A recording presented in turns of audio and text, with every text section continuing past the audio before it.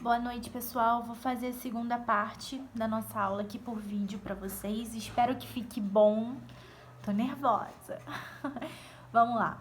Nesse segundo momento, a gente vai falar sobre mecanismos de defesa. O que é isso? O que são esses mecanismos? Eu vou acompanhar aqui e a gente vai fazer junto, tá bom?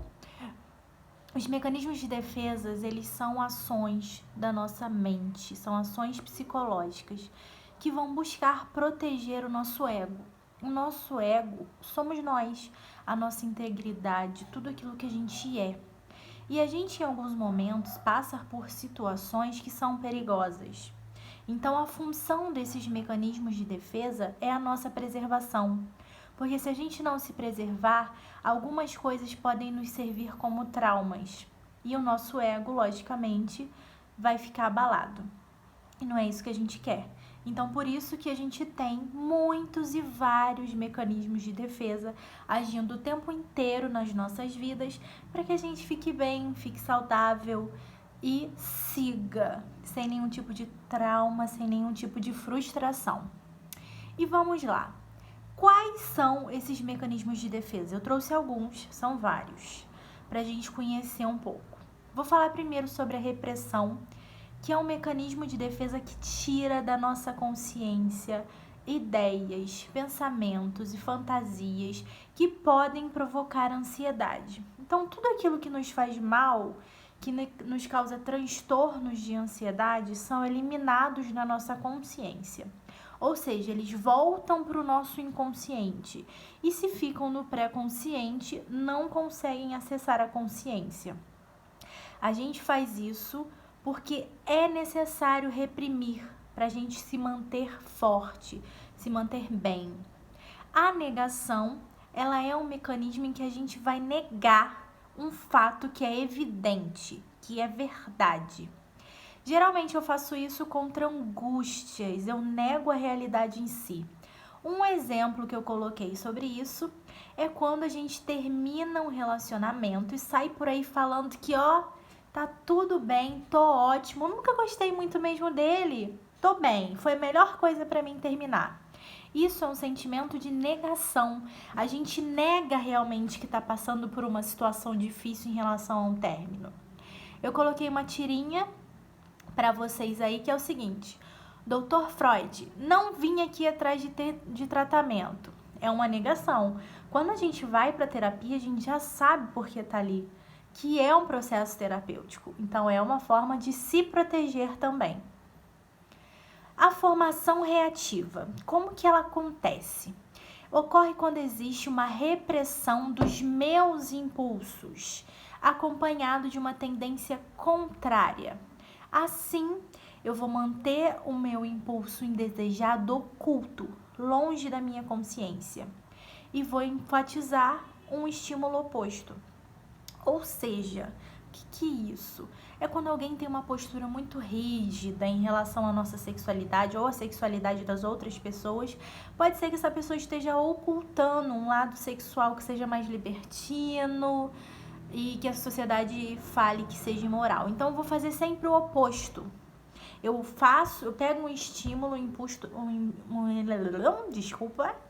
um estímulo oposto àquilo que eu quero, para que ele seja falso, mas que seja aceito.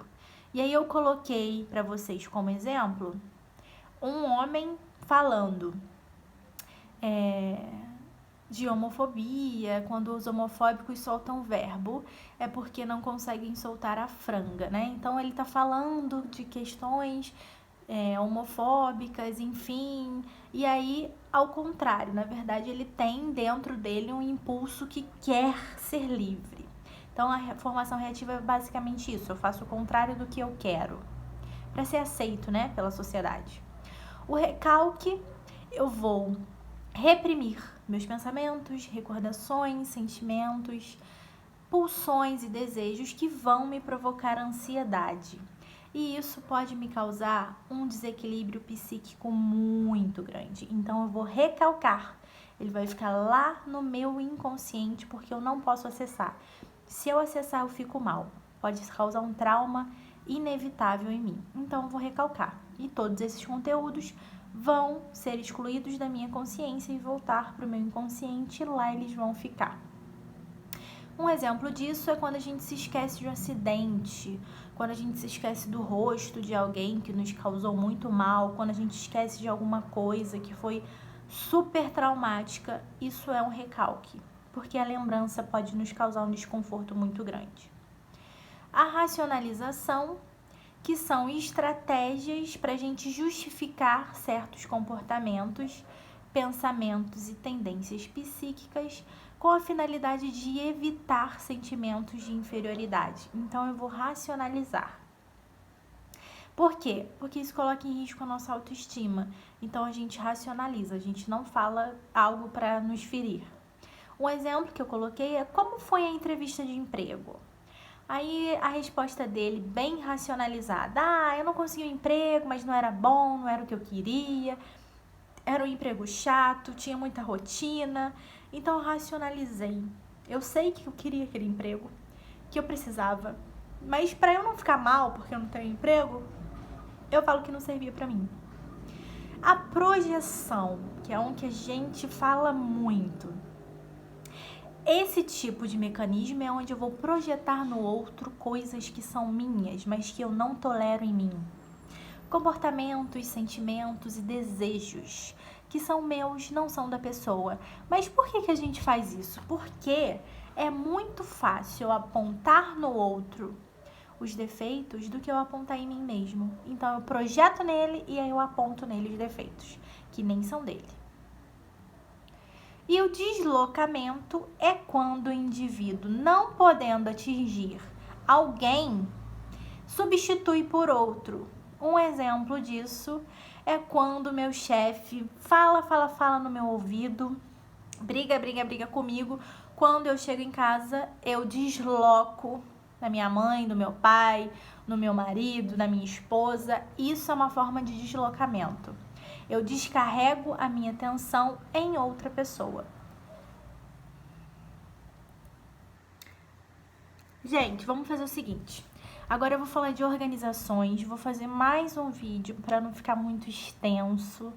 Espero que vocês tenham entendido sobre os mecanismos de defesa. Pensem aí quais mecanismos de defesa vocês utilizam, quais já utilizaram e me contem, tá?